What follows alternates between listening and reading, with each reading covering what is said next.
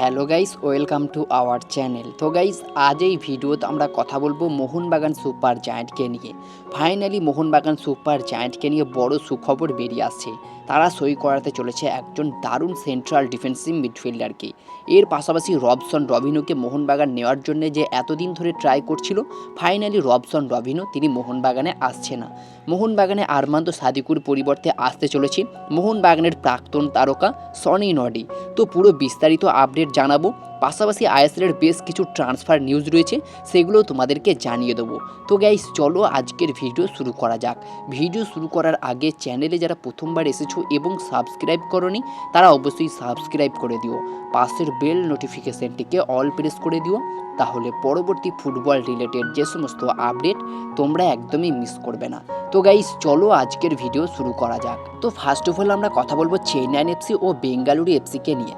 তো চেন্নাইন এফসি ও বেঙ্গালুরু এফসি তারা কিন্তু একজন স্প্যানিশ সেন্টার ব্যাককে দলে নিতে চাইছে, যার নাম আলবার্তো বুটিয়া। আর আলবার্তো বুটিয়া একজন 34 বছর বয়সী স্প্যানিশ সেন্টার ব্যাক। বর্তমান মার্কেট ভ্যালু 2.4 কোটি টাকা। বর্তমানে এই কিফিসিয়াস নামে একটি ক্লাবে খেলছে এবং আইএসএল থেকে এই দুটি ক্লাব বেঙ্গালুরু এফসি ও চেন্নাইন এফসি তারা কিন্তু এই প্লেয়ারটিকে অফার করেছে। তো আইএসএলে এই দুটি ক্লাবের মধ্যে যে কোনো একটি ক্লাবে সই করতে পারে এই স্প্যানিশ সেন্টার ব্যাক আলবার্তো বুটিয়া। তো দেখা যাক শেষমেশ কোন ক্লাব এই প্লেয়ারটিকে সই করাতে পারে।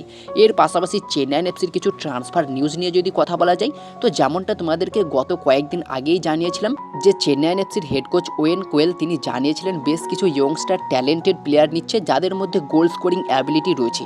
তো এই মুহূর্তে দাঁড়িয়ে চেন্নাইন এফসি 3জন ইয়ংস্টার প্লেয়ারকে টার্গেট করেছে এবং 3জনকেই দলে নিতে চাইছে। প্রথমজন হচ্ছেন বিনীত রায়, যিনি মুম্বাই সিটি এফসিতে খেলে থাকেন, একজন সিডিএম পজিশনের প্লেয়ার। তাকে কিন্তু Chennaiyin FC Mumbai city FC থেকে দলে নিতে চাইছে।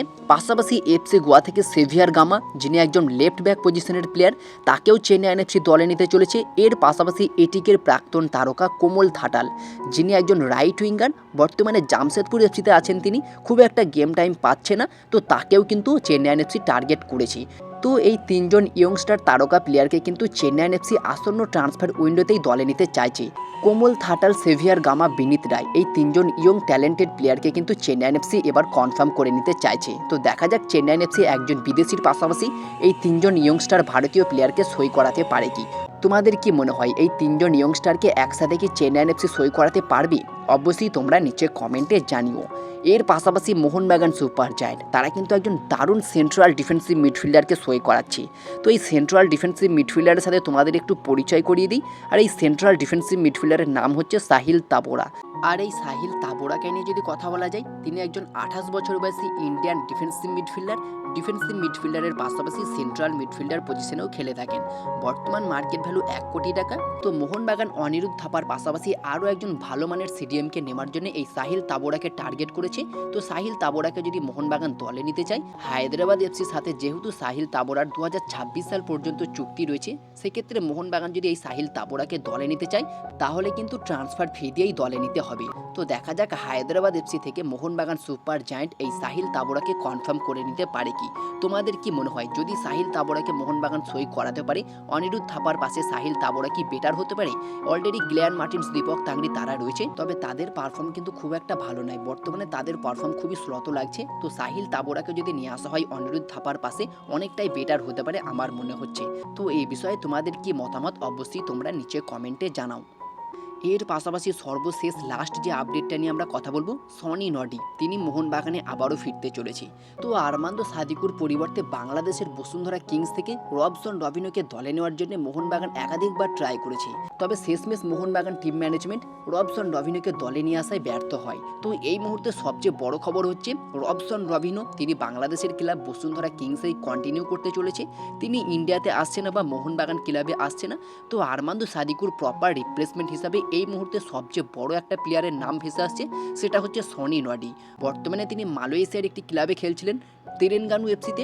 আর সেই ক্লাব থেকে কিন্তু সনি নডি বিদায় নিয়ে নিয়েছেন। অফিসিয়ালিভাবে থ্যাংক ইউ জানিয়ে দিয়েছে তেলেঙ্গানু এফসি সনি নডিকে। আর এই সনি নডিকে নিয়ে যদি কথা বলা যায়, তিনি একজন 34 বছর বয়সী হাইতিয়ান অ্যাটাকিং মিডফিল্ডের পাশাপাশি রাইট উইঙ্গার লেফট উইঙ্গার পজিশনে খেলে থাকেন। বর্তমান মার্কেট ভ্যালু 1.2 কোটি টাকা। আর এই সনি নডি, রবসন রবিনো দুজনেই কিন্তু সেম কোয়ালিটির প্লেয়ার, দুজনেই সেম পজিশনগুলোতেই খেলে থাকে। তো সনি নডি বর্তমানে কিন্তু উইদাউট ক্লাবে রয়েছে। আর মোহনবাগান সুপার জায়ান্ট যেহেতু রবসন রবিনোকে দলে নিতে চাইছিল, তো এই মুহূর্তে সনি নডি তিনি পুরোপুরি উইদাউট ক্লাবে রয়েছে। আর যেহেতু রবসন রবিনো তিনি মোহনবাগানে আসছে না, আর তার মতো সেম কোয়ালিটির প্লেয়ার কিন্তু সনি নডি একসময় মোহনবাগানে দারুণ পারফর্ম করে গিয়েছে। আর বর্তমান সময়ে সনি নডি তিনিও কিন্তু দুরন্ত ছন্দে রয়েছে। তেলেঙ্গানু এফসির হয়ে 6টা ম্যাচে 3টে গোল 4টে অ্যাসিস্ট তিনি করেছেন। খুবই অসাধারণ পারফর্ম একটা বলাই যায়। তবে আরমান্দো সাদিকুর থেকে যে অনেকটা বেটার পারফর্ম করছে সনি নডি বর্তমান সময়ে, এটা কিন্তু পুরো পরিষ্কার। আর যেহেতু রবসন রবিনো আসছে না, তাহলে কিন্তু সনি নডিকে ট্রাই করতেই পারে মোহনবাগান সুপার জায়ান্ট। আর সনি নডি তিনি কিন্তু এই মোহনবাগান ক্লাবকে অনেক ভালোবাসে। তাকে যদি অফার করা হয়, অবশ্যই তিনি মোহনবাগানে আরও একবার ফিরে আসবে। আর মোহনবাগানের বর্তমান সময়ে যদি সনি নডি আসে, তাহলে কিন্তু সমর্থকরাও অনেকটাই খুশি হবে আমার মনে হচ্ছে।